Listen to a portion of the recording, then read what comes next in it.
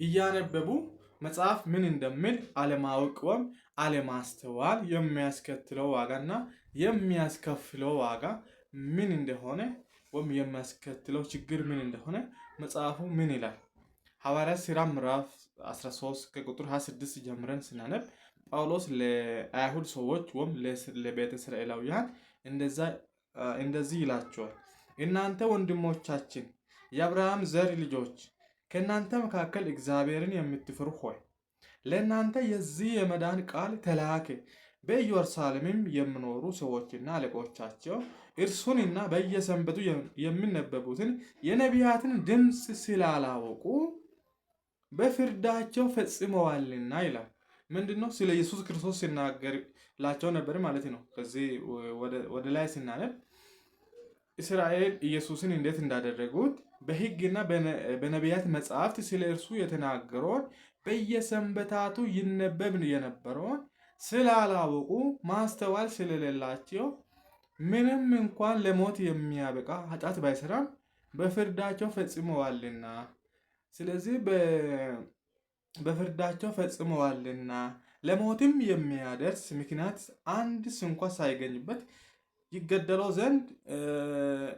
ይገደል ዘንድ ጲላጦስን ለመኑት። ስለ እርሱም የተጻፈው ሁሉ በፈጸመ ጊዜ ከእንጨት አውርደው ይላል በመቃብር አኖሩት። እግዚአብሔር ግን ከሙታን አስነሳው እያለ ኢየሱስን ይናገራል ማለት ነው። ምንድን ነው? በሕግና በነቢያት የተጻፈውን እስራኤላውያን ስለ ኢየሱስ ክርስቶስ የተናገረውን በየሰንበቱ ያነቡ ነበር፣ ግን ሲመጣ አላስተዋሉ። ለምሳሌ ሁለተኛ መዝሙር ላይ ይላል ወይም መዝሙር 2 ላይ ስናነብ ሕዝቦች ለምን ተነሱ? ለምን ያጉረመረሙ በመሲሁና በእግዚአብሔር ላይ ይላል። ስለዚህ እዛ ያንን የነቢያትንና የሕግን መጽሐፍ በየሰንበታቱ እስራኤል ልጆች ይማሩ ነበር። ሲማሩ ነው የሚያድጉት ማለት ነው። ያንን እያነበቡ አላስተዋሉም። እሱ ሲመጣ ያ የተናገረ ስለ እሱ ሲነገር የነበረው ሲተረክ የነበረው ነገር ቃል በቃል ሲፈጸምም አላስተዋሉም። ስላላወቁ ፈረዱና በሕጋቸው ገደሉት ይላል። ይገደል ዘንድ እሱ ይገደል በርባን ይፈታልን ብሎ ጲላጦስን ለመኑት ይላል። ከዛ ጲላጦስ የሰዎቹን ልብ ሲያይ በጣም ጠንካራ ሰዎች መሆናቸውን ሲያውቅ እንደፈለጋችሁ አድርጉበት ብሎ ፈረደ ይላል። ከዛ በኋላ ከሞተ በኋላ ከእንጨት አውርደው ገደሉት፣ ሰቀሉት፣ ቀበሩት። ሞትና እግዚአብሔር ግን የሞትን ጣር አጥፍተው በሦስተኛው ቀን አስነሳው ይላል። ይሄንን ስናይ ጳውሎስ መጀመሪያ ላይ ወንጌልን ሲሰብክ ከምዕራፍ 13 ጀምረን ስናነብ ሐዋርያት ሥራ ምዕራፍ 13 ላይ በአንጾኪያ ላለች ቤተክርስቲያን ላይ ከሐዋርያትና ከበጉ ወይም ከክርስቶስ ደቀ መዛሙርት ጋር ብዙ ሰዎች በአንጾኪያ ቤተክርስቲያን ላይ ነበሩ። እዛ በነበሩ ጊዜ ሲጸልዩና ሲጾሙ ሳለ መንፈስ ቅዱስ ባርናባስና ጳውሎስን ለዩልኝ አለ። ከዛ በኋላ ባርናባስና ጳውሎስ ተለይተው መጀመሪያ ወደ ኢቆንዮን ሄዱ ይላል። ወደ ብዙ ስፍራዎች ነው የሄዱት እና ከዛ ከሄዱ በኋላ በአይሁድ ምኩራብ ገብተው መጀመሪያ ላይ ጳውሎስ ወንጌል ለማን ሰበከ? ለእስራኤላውያን ሰበከላቸው ማለት ነው። እናንተ እስራኤል ሰዎች ወንድሞቻችን እግዚአብሔር አባቶቻችንን እንደዚህ አድርጎ ከከነዓን አብርሃምን መርጦ ወደ ግብፅ ሄደው ከዛ ሲወጡ ወደ ከነዓን ገብቶ እዛ ከኖሩ በኋላ እግዚአብሔር መሳፍንትን ሲያስነሳላቸው ነበር። ከዛ በኋላ ከ400 ምናምን ዓመት በኋላ የመጀመሪያ ንጉሥ የቂስን ልጅ ሳኦልን መረጡ። ከዛ በኋላ ከሳሙኤል እስከ ኢየሱስ ክርስቶስ መምጣት ድረስ ማለት መጀመሪያ ላይ ዳዊት ነገሰላቸው። ከዛ በኋላ ማለት ነው ከዳዊት በኋላ ደግሞ ከእርሱ ዘር ኢየሱስ እንደመጣና በመስቀል ላይ ሞቶ ዋጋ እንደከፈለ ያንን ሁሉ በመዝሙራትና በሕግ መጽሐፍት ሁሉ የተጻፈ ነገር ስታነቡ ነበረ፣ ግን አባቶቻችሁ ስላላወቁ ገደሉት ይላል። ምንድነው በጣም የገረመኝ ነገር ይሄንን ነገር በየቀኑ ሰዎቹ ሲያነቡ በየምኩራቡ ማለት ነው። እኛ ቅዳሜ በምንለው ቀን በየእሁዱ ማለት ነው በእነርሱ እያነቡ ነበር ማለት ነው።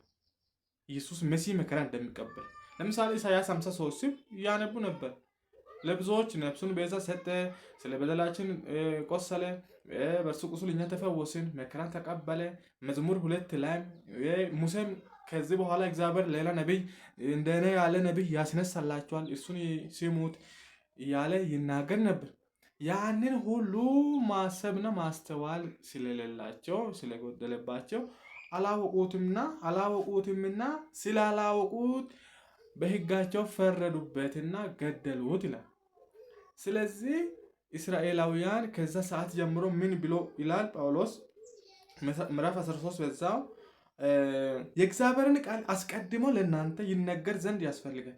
ከገፋችሁትና የዘላለም ሕይወት እንደማይገባችሁ በራሳችሁ ከፈረዳችሁ ግን እነሆ እኛ ወደ አሕዛብ ዘወር እንላለን ይላል። ምክንያቱም እግዚአብሔርም እንደዚህ ብሎናል፣ ጌታም እንደዚህ ብሎናል፣ እስከ ምድር ዳርቻ ድረስ ለማዳን ትሆን ዘንድ ለአሕዛብ ብርሃን አድርግሃለሁ ብሎኛልና ከአሁኑ በኋላ እናንተ የእግዚአብሔርን ቃል አልሰማም፣ እንደ አባቶቻችን አንገተ ደንዳና ሕዝብ ሆነን ግትር ሀሳብ ይዘን እምቢ ይዘን እምቢ አንሰማም ካላችሁ እኛ ወደ አሕዛብ ዘወር እንላለን። መጀመሪያ ግን ወንጌል ለእናንተ ሊሰበክ ያስፈልጋልና ስለዛ ነው እየሰበክንላችሁ አለው። እምቢ ካላችሁና በራሳችሁ ከፈረዳችሁ እኛ ወደ አሕዛብ ዘወር ማለታችን ነው ብሎ ጳውሎስ ከዛ ሰዓት ጀምሮ ሄዷል ማለት ነው። ስለዚህ ምዕራፍ 13 ስታነቡ ጳውሎስ በብዙ ቃል የሕግንና የነቢያትን መጽሐፍ ሲተርክላቸው ነበረ ማለት ነው። እስቲ አንዳች ሰዎችን የምትናገሩት ነገር ካላችሁ እስቲ የሆነ ነገር በሉ ተብሎ መድረክ ተሰጥቷቸው ነበረ እና ከዛ በኋላ እናንተ እግዚአብሔር መጀመሪያ ላይ ለአባቶቻችን እንደዚህ ሲያደርግላቸው ነበር፣ ግን ከዳዊት ነገድ ወይም ከዳዊት ዘር የመጣ አንድ መሲ እንደሚመጣላቸውና ያ መሲ መጥቶ ከብዙ ነገር እንደሚያድናቸው እግዚአብሔር ለአባቶቻችን ተናግሮላቸው ነበር። ያንን ባለማመናቸው ምክንያት ምን ያደረጉት? በመስቀል ገደሉትና ከዛ በኋላ እንደዚህ ሆነዋል። ስላላወቁ የሚል ቃል በጣም ገርሞኛል ማለት ነው። ዛሬም አሁን በጸጋ ዘመን ወይም በእኛ ዘመን በቤተክርስቲያን ዘመን ሰዎች በየቤተክርስቲያኑ በየአጥቢያ ስለ ኢየሱስ ክርስቶስ ሲነገር ነበር። አንዳንድ ሰዎች የሚገርማቸው ነገር የአሕዛብን እና የአይሁድን ልዩነት እንኳን በቅጡ ለይቶ አያውቁም ማለት ነው። እኛ እኮ እስራኤል ነን የሚሉ ሰዎች ብዙ ጊዜ አጋጥሞኛል። እኛ እኮ እስራኤል ነን የሚሉ ሰዎች ወይም ሳብስቲቱሽናል ቴዎሎጂ የሚባል ስነ መለኮት አለ፣ ወይም እኛ እስራኤልን ተክተናል የሚል አመለካከት ያላቸው ሰዎች አሉ። የእግዚአብሔር ቃል ግን በግልጽ የሚነግረን እስራኤላውያን ለጊዜው ከጸጋ ወንጌል ወድቀዋል እንጂ አንዳንዶቹ ግን አልወደቁም፣ ወይም እግዚአብሔር ሕዝቡን አልጣላቸውም፣ ቀን ቀጥረዋልና ይላል። ቤተክርስቲያን ከተነጠቀች በኋላ እስራኤል እንደምትድንና እስራኤል እንደ ሕዝብ ንስሐ እንደምትገባ ብሔራዊ ንስሐ እንደሚገቡ ሮሜ 11 ላይ ዘካርያስ መጽሐፍ ብዙ የትንቢት መጽሐፍቶች ስናነብ ለእስራኤላውያን ተስፋ እንዳላቸው ቃሉ ይናገራልና፣ ስለዚህ ምንድነው እያነበቡ አለማወቅ በጣም ዋጋ ያስከፍላል። በጣም አደገኝነት ነው ማለት ነው። ስለዚህ መጠንቀቅ ያስፈልገናል ለምንሰማው። እናንተንም ቃሉ ምን ይላል? አንተም እኮ በእምነት መጥተህ ገብተሃል ወደዚህ ወደ ወይራ ዛፍና አንተም የትዕቢት ነገር አታስብ ፍራ ይላል እኮ እኛን። እናንተ ከአሕዛብ የነበራችሁ የበረሃ ወይራ የነበራችሁ በማመናችሁ ወደዚህ ስለገባችሁ የትዕቢት ነገር አትናገሩ። እነሱ ወድቋል፣ እኛ እንደዚህ በጽድቃችን ገባን ቆመን ብላችሁ የትዕቢት ቃል አትናገሩ ፍሩ እንጂ ይላል ጳውሎስ ሮማ 11 ላይ። ምክንያቱም እስራኤላውያን ባለማመናቸው ምክንያት ወድቋል። ጳውሎስ ከዚህ ሰዓት ጀምሮ እኔ የአሕዛብ ሐዋርያ እንደሆነ ጌታ መጀመሪያ ነግሮኛል። ደማስቆ መንገድ ላይ ጳውሎስ ከኢየሱስ ጋር ሲገናኝ ምርጥ ዕቃ ነው፣ በአሕዛብ ዘንድ ክብሬን የሚሸክም ሰው ነው። ስለዚህ ሰው ስለ ሐናንያ ሲናገር ያለው ነገር ማንበብ ይቻላል ማለት ነው። ስለዚህ ለአሕዛብ ሐዋርያ ይሁን ዘንድ እግዚአብሔር ከእናቱ ማኅፀን እንደ ኤርምያስ ከእናቱ ማኅፀን ሳይወጣ በፊት የመረጠው ምርጥ ዕቃ ነበረ ማለት ነው። ለጊዜው ግን ለእስራኤል ወንጌል ሲሰብክላቸው አላመኑበትም። ከገፋችሁት እና በራሳችሁ እምቢ ካላችሁ እኛ ወደ አሕዛብ መሄዳችን ነው ብለዋል እና ከዛ ሰዓት ጀምሮ ጳውሎስ የአሕዛብ ሐዋርያ ወይም ለአሕዛብ ወንጌልን መስበክ ጀምሯል። የአሕዛብ ወንጌል ደግሞ ሌላ ምንም አያስፈልገውም። ጥምቀት አያስፈልገውም፣ የጌታ እራት አያስፈልገውም፣ ሌላ ግርዘት አያስፈልገውም። በማመን ብቻ የምጸደቅበትና የምዳንበት ወንጌል የምስራች ብሎ ሰበክላቸው ይላል። ሰው በልቡ አምኖ በአፉ መስክሮ ይጸድቃል ይድናል ብሎ ይሰብኳል ማለት ነው። ስለዚህ የጳውሎስ መመለስ ብዙ ቴዎሎጂካሊ አይዳዎችን ለውጧል ማለት ነው በዚህ ዓለም ላይ እና